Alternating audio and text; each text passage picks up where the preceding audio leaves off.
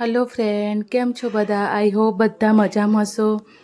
મારી ક્રીનાની અચાનક જ અમારી દવાખાને લઈ જવી પડે રાત્રે 9 વાગે, કારણ કે આખો દિવસ એ કમ્પ્લીટ હતી અને કાંઈ નહીં, રમતી હતી, કેટલું બધી મને મસ્તી કાઢતી હતી, અને અચાનક જ એને તાવ આવી ગયા. અને આમે ક્રીનાની ઓલરેડી પહેલાં ખેંચ આવી ગયેલી છે, એટલે એને ડૉક્ટરે કીધું કે સેટ બી વાતાવરણ ચેન્જ થશે તો કે એનો તાવ આવવાની શક્યતા વધારે છે.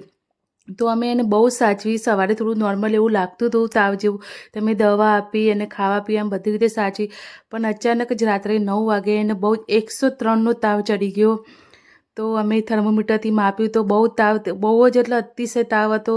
ચલો હવે રાહ નથી જોવી, હવે દવાખાને જવું જ પડશે, કારણ કે રાત્રે 9 વાગે ત્યાં સુધી વાંધો નહીં, પણ રાતના 2 કે 3 વાગે તો ક્યાં લઈને દોડશું કહું.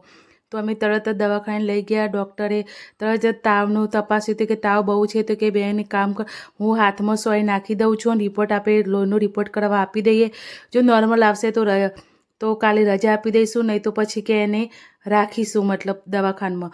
તો રિપોર્ટ કરવા આપી દીધો ને તરત ડૉક્ટરે એને તાવના ઇન્જેક્શન જે આપવાનું તે બધું આપી દીધું એને.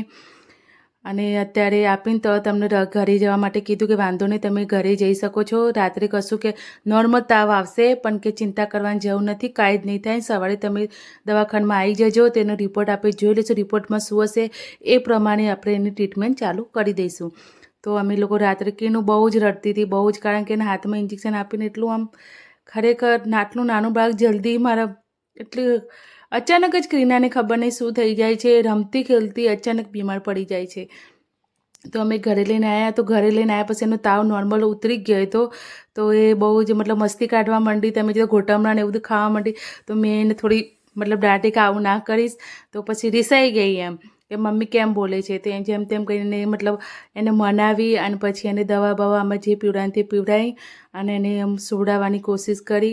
પણ ફ્રેન્ડ, ભગવાનની પ્રાર્થના કરજો કે આ સવારનો રિપોર્ટ એને નોર્મલ આવે, કારણ કે ખેંચ વખત જે મેં એને એડમિટ કરી હતી, જે 5 દિવસ રાખી હતી, ખરેખર બહુ જ એ બી હેરાન થઈ ગઈ હતી બહુ જ, અને હું બી, કારણ કે નહીં કે આપણે ફેમિલીથી અલગ રહીએ છીએ, અમારું ફેમિલી ઘરે ગામડે અમે અહીંયા, તો બહુ જ આમ એટલે કે એકદમ બહુ જ તકલીફ પડે છે, આમ બહુ જ એટલે બહુ તકલીફ પડે છે બાળકને સાચવવાના, ઘરનું બધું જ આમ.